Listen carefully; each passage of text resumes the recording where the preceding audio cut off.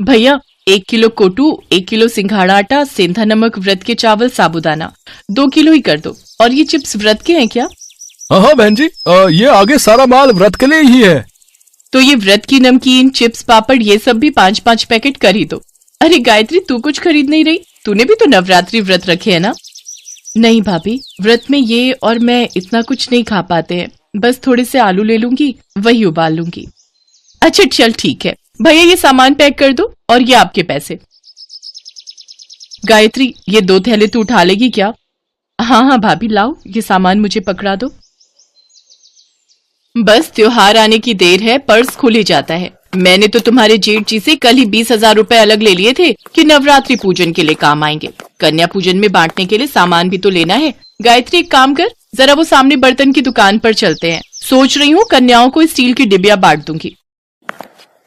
भैया ये 1 दर्जन डिब्बी का सेट दे दो। गायत्री, तू कुछ खरीदेगी कन्याओं को देने के लिए? नहीं भाभी, अभी नहीं, आप खरीद लो। अच्छा चल, मेरी तो नवरात्रि की शॉपिंग हो गई।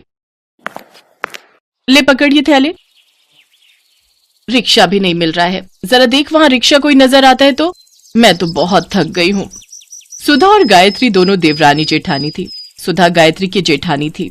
उसके पति महेश की कपड़े की दुकान थी। पैसा भी अच्छा खासा था, काफी अमीर थी सुधा। इसके विपरीत गायत्री का पति रमेश किराए का ऑटो चलाता था और गायत्री घरों में सफाई बर्तन का काम करती थी। गायत्री और रमेश दोनों मिलकर ही घर का खर्चा चलाते थे।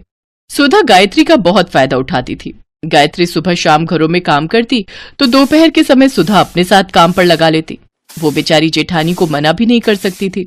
दोनों के घर पास थे, इसीलिए सुधा अक्सर गायत्री को काम के बहाने बुला लेती थी। बात सुन गायत्री, ये थैले तो वहां रख दे और फ्रिज में कल के राजमा पड़े हैं, तू निकाल ले, लेती जा, बच्चे खा लेंगे। साथ में चावल उबाल लियो। और सुन, दोनों कमरों की बेडशीट भी बदलनी है, वो भी बदल दे। तकिए की कवर नए चढ़ा दे, मैं पलंग पर ही निकाल कर रखाई हूँ। इतने दिन से काम में ही लगी रहती हूँ, इसलिए हाथ ही नहीं पड़ रहा। अब मैं तुझे अपने घर में सफाई बर्तन के काम पर तो रख नहीं सकती, नहीं तो मोहल्ले वाले क्या कहेंगे कि मैंने अपनी देवरानी को काम पर रख लिया। इसलिए मुझे भी दूसरी काम वालियों को काम पर रखना पड़ता है, वरना मैं तो तुझे अच्छी पगार दे देती। अरे मैं तो भूल ही गई, बच्चे स्कूल से आने वाले होंगे। सुन, फ्रिज में अनार पड़े हैं, वो छील दे। बच्चे जूस मांग रहे थे, उन्हें निकाल कर दे दूंगी। कुछ दिन बाद नवरात्रि शुरू हो गए। सुधा और गायत्री दोनों ने अपने अपने घर में नौ दुर्गा पूजा शुरू की। गायत्री अपने सामर्थ्य के अनुसार माँ दुर्गा को प्रसाद का भोग लगाती और इस प्रसाद को ग्रहण कर लेती। उधर सुधा रोजाना ही ढेरों व्रत के पकवान बनाती। गायत्री अपने और रमेश के लिए व्रत का थोड़ा बहुत कुछ खाने का बनाती और वही माँ दुर्गा को भोग लगाकर वे दोनों खुद खा लेते। सुनो, मैं सोच रही थी कि कल तुम जब शाम को आओगे थोड़ा कन्या पूजन का सामान खरीद लाना। ठीक है गायत्री, मैं लेता आऊंगा। अगले दिन रमेश ने जो पैसे कमाए उसमें से उसने ऑटो के किराए के पैसे दे दिए। बाकी उसके पास जो कुछ पैसे बचे थे उनसे उसने सामान खरीदा और पिछली सीट पर थैली रखकर ऑटो में घर आने लगा। तभी 2 लड़के उसके पास आए और बोले, भैया हमें थोड़ी दूर तक छोड़ दोगे? रात हो गई है, यहाँ कोई ऑटो वाला दिखाई नहीं दे रहा है। अब हाँ, मैं तो इसी रास्ते से घर जा रहा हूँ, आप दोनों बैठ जाओ, मैं छोड़ दूंगा। रमेश ने दोनों लड़कों को ऑटो में बिठा लिया। कुछ दूर जाकर वो दोनों लड़के उतर गए। रमेश घर आ गया, पर जैसे ही उसने सीट पर देखा तो उसके सामान की थैली गायब थी।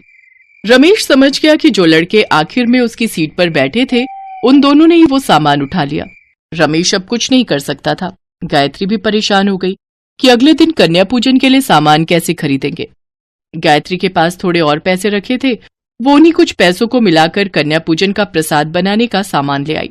अगले दिन गायत्री ने प्रसाद बनाया और माँ दुर्गा को भोग लगाकर कन्याओं को बुलाने के लिए जैसे ही बाहर गई तभी उसकी जेठानी सुधा ने उसे आवाज लगाई, अरे गायत्री, जरा मेरी मदद कर दे, कंजके आ गई हैं, मैं बैठा लूं, उसके बाद तू उन्हें ले जाना। ठीक है भाभी, मैं आती हूँ। गायत्री सुधा के घर उसकी मदद के लिए चली जाती है। सुनो जी, 9 कन्याओं से ऊपर एक भी कन्या मत बुलाना, बाकी सबको वापस भेज दो। चलो बच्चों जाओ, 9 कन्याएं पूरी हो गई हैं। वैसे भी 12 डिब्बियां लाई थी, 9 बांट दूंगी, 3 डिब्बी घर में रख लूंगी। अरे गायत्री, तेरे दोनों बच्चों के लिए तो कंजक बची ही नहीं।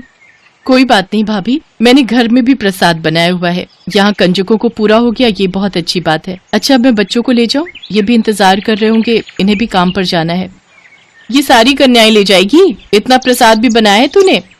कोई नहीं भाभी, माँ दुर्गा के आशीर्वाद से जितना बनाए है उतना पूरा हो जाएगा। पर कन्याओं का खाली हाथ लौटना सही नहीं। घर में आई कन्याओं को भले ही थोड़ा प्रसाद दे दो, पर उन्हें ऐसे नहीं मोड़ सकती। चल तेरी मर्जी, तेरे जेठ जी बुला रहे, मैं उन्हें प्रसाद दे दूं। चलो बच्चों, अब तुम मेरे घर चलो। चलो बच्चों, अब तुम मेरे घर चलो। सोनू, राधिका, सब बच्चों को घर के अंदर लेकर चलो। गायत्री, इतना प्रसाद पूरा हो जाएगा, कन्याएं बहुत सारी आ गई हैं। माँ दुर्गा की इच्छा होगी तो जरूर पूरा होगा। सोनू, राधिका, बच्चों से जयकारा बुलवाओ। गायत्री के दोनों बच्चे सोनू और राधिका माँ दुर्गा के नाम का जयकारा लगाते हैं। गायत्री और रमेश भी बच्चों के साथ माँ दुर्गा के नाम का जयकारा लगाते हैं। जयकारा शेरा वालिदा, बोल साचे दरबार की जय। जयकारा शेरा वालिदा, बोल साचे दरबार की जय। गायत्री माँ दुर्गा का नाम लेकर घर में आई सभी कंजकों के लिए प्रसाद निकालने लगती है। तभी कुछ साधु संत भी द्वार पर आ जाते हैं। बेटी, दुर्गा अष्टमी का दिन है, साधु बाबा को माँ दुर्गा का प्रसाद दो। अब गायत्री, द्वार पर साधु संत महात्मा आए हैं, कन्याओं के लिए भी प्रसाद निकालना है, अब सब कैसे होगा? हे दुर्गा माँ, आप तो अंतर्यामी हो। मैं आपका नाम लेकर प्रसाद सब में बांट रही हूँ, मेरे प्रसाद में बरकत देना। जय दुर्गा मैया। गायत्री की प्रार्थना माँ दुर्गा तक पहुँचती है और माँ दुर्गा अपने चमत्कार से गायत्री के द्वारा दुर्गा अष्टमी के लिए बनाए गए प्रसाद में बढ़ोतरी करने लगी। इधर गायत्री बर्तन में से हलवा पूड़ी चने निकालती तो उधर माँ दुर्गा अपने चमत्कार से बर्तनों को फिर से भर देती। गायत्री मन ही मन बहुत खुश थी। खूब अच्छे से गायत्री और महेश ने कन्या पूजन किया। साथ ही सब साधु संतों ने भी भरपेट प्रसाद खाया। सभी भोजन से तृप्त होकर गायत्री के परिवार को आशीर्वाद देकर खुशी खुशी गए। हे दुर्गा माँ, मैं जानती हूँ ये सब आपके ही आशीर्वाद का फल है। आपके चमत्कार से मेरे बर्तन खाली ही नहीं हुए, प्रसाद से भरे रहे। सुनो जी, माँ दुर्गा की शक्ति अपार है। देखो, बर्तनों में अभी भी प्रसाद बाकी है। हाँ गायत्री, तुम ठीक कह रही हो। आज माँ दुर्गा ने कोई चमत्कार जरूर किया है, तभी थोड़ा सा प्रसाद इतना ज्यादा हो गया। सुनो, तुम और बच्चे मिलकर प्रसाद खाओ, तब तक मैं भाभी को भी थोड़ा प्रसाद देकर आती हूँ। गायत्री टिफिन भरकर प्रसाद जब सुधा के घर ले गई तो सुधा प्रसाद देखकर हैरान रह गई। गायत्री, तेरा थोड़ा सा प्रसाद इतना हो गया कि तू मुझे भी देने आ गई। ये तो बहुत चौंकाने वाली बात है। मैंने तो इतना ढेर सारा प्रसाद बनाया, फिर भी हम घर के लोगों को ही पूरा नहीं पड़ा। कुछ लोग प्रसाद मांगने आए तो मैंने उन्हें खाली हाथ ही लौटा दिया। तेरा थोड़ा सा प्रसाद कैसे पूरा हो गया? हाँ भाभी, सब माँ दुर्गा की कृपा से ही हुआ है। अच्छा, मैं चलती हूँ, आप सब ये प्रसाद खा लेना। गायत्री सुधा को प्रसाद देकर घर लौट आती है। उस दिन माँ दुर्गा के चमत्कार से सचमुच गायत्री के घर के भंडार भर गए। धीरे धीरे रमेश के काम में भी वृद्धि हुई और अब उनकी आर्थिक स्थिति में भी सुधार हो गया। इन सब के पीछे एक ही वजह थी, और वो ये कि गायत्री ने निस्वार्थ भावना से सच्चे मन से नवरात्रि व्रत किए और दुर्गा अष्टमी की पूजा की। भगवान तो प्रेम के भूखे होते हैं। जो भी भक्त प्रेम और श्रद्धा से भगवान के नाम का पूजन करता है, भगवान उस भक्त से बहुत प्रसन्न होते हैं।